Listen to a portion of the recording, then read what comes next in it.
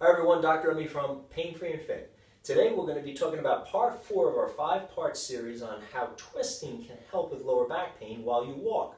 Right out of my book, Walk Away Back Pain, we're going to take these tips today that focus on leg and hip alignment and how twisting the leg while you walk can actually help to relieve lower back symptoms. Hope you enjoy.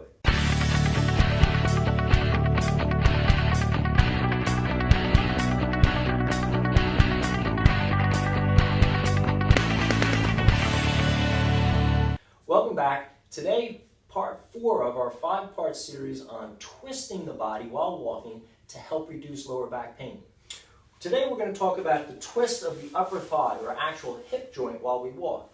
Many lower back pain sufferers, regardless of disc problems, spondylolisthesis, arthritis, sprains, strains, degeneration, all kinds of problems in the lower back, asymmetrical mechanical forces are what are perpetuating a lot of their pain.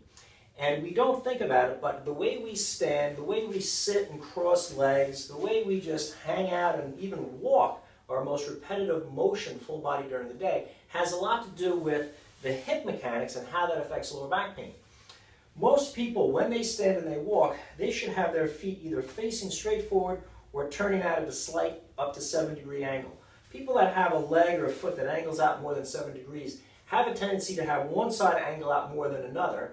And as a result, they have a complex where as the leg turns out over time, repetitively, day after day, week after week, year after year, it has a tendency to weaken the buttock muscle, increase the tension in the piriformis muscle, which can lead to sciatica, piriformis syndrome, tighten hip flexors on that side, and cause an anterior glide of the hip in the socket, where the bone of the hip isn't centered but slides forward.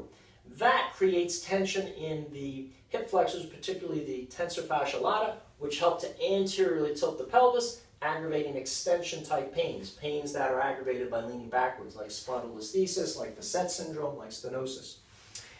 Disc problems, although many times relieved by extension, are aggravated because the buttock is weak and the extensors then, the whole posterior chain, becomes dysfunctional. It can't support the spine correctly.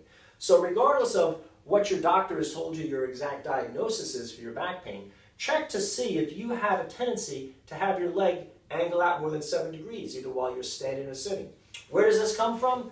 Crossing the ankles. We all have a favorite leg to cross over. That induces that external rotation of the hip.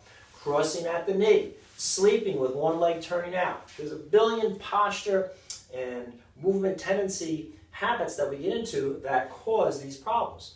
So today we're going to talk about how to plug the correction for this into your walking to help with your lower back pain.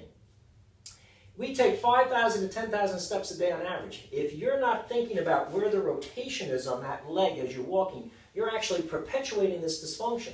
As the leg goes out, not only does the glute get weak, increasing tension in the back muscles to compensate for it, not only does it help to drive the pelvis forward, but it also causes a hip hiking or a hip elevation to happen, where the hip moves upwards and that compresses the back on that side, overstretches the back on the other. That many times mechanically stresses your lower back pain.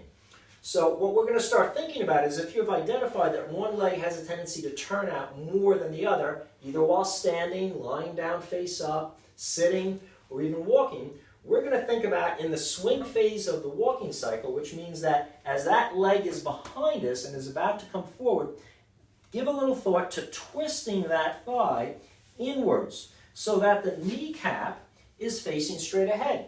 It helps to visualize that the kneecap has a flashlight, bulb, that should be shining straight ahead. Normally walking, as that leg comes behind, you'll notice the beam is going to shine outwards at an angle. You want it to shine straight forward. So once the leg actually hits the ground and foot strike and you think about turning it in, it's too late. The horse is already out of the barn. You want to make sure that that leg starts its internal rotation as you begin to pull it forward from its rear position and try to align it so it's straight ahead. Now, if you're new to this, trying to get it perfectly straight ahead may actually aggravate you, may actually strain muscles in your hip. So gradually over time, increase the angle. Even just a little angle of in is better than no angle at all. And eventually you want to try to have that within that 7-degree angle so it's straight ahead. Doing that is going to help to strengthen your hip internal rotators. It's going to decrease the tension in your piriformis. It's actually going to help to strengthen your glute muscle, take stress off your back, And many times this practice while you walk anyway without doing extra rehab exercise for your back pain is going to be a nice help for your lower back symptoms. If you'd like to help me share this valuable information with others, give me a thumbs up below. Questions or comments, write in. I'll do my best as always to answer them. And if you're looking for more tips on walking and back pain relief, exercises and back pain relief, subscribe to our channel. Get our new ebook, Walk Away Back Pain, that has over 200 pages of great walking tips and exercises and walking modifications to help you put together a simple walking program that can go a long way to help rehab and self-manage your back pain. That's available at painfreeandfit.com. I hope this video on hip and upper thigh leg alignment helps you with your lower back pains.